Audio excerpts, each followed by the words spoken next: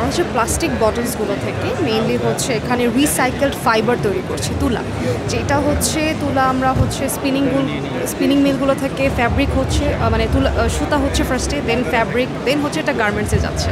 So আমরা হচ্ছে বাংলাদেশের প্রথম GRS certified Polytex fibre industry limited, মানে আমরাই প্রথম করছি এটা, আমরাই পায়োনিয়ার যারা হচ্ছে রিসাইকেল ফাইবার তৈরি করছে। মানে এটা হচ্ছে প্লাস্টিক বটলস থেকে মেইনলি আমাদের তুলাটা হচ্ছে। হ্যাঁ, এটা তো হচ্ছে সাস্টেইনেবিলিটি অবশ্যই ভালো হবে, কারণ প্লাস্টিকটা তো হচ্ছে আপনার এটা মানে স্বাভাবিক টেনাসিটিটা অনেক স্ট্রং থাকে।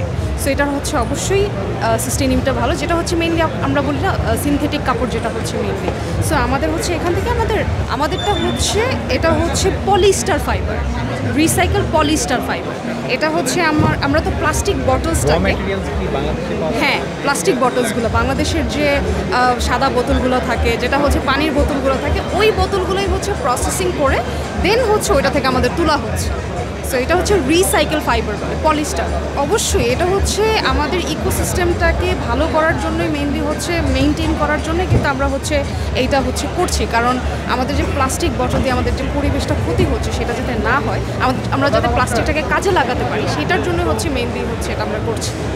সো আমরাই হচ্ছে বাংলাদেশের প্রথম যেটা বললাম GRS certified global recycle standard.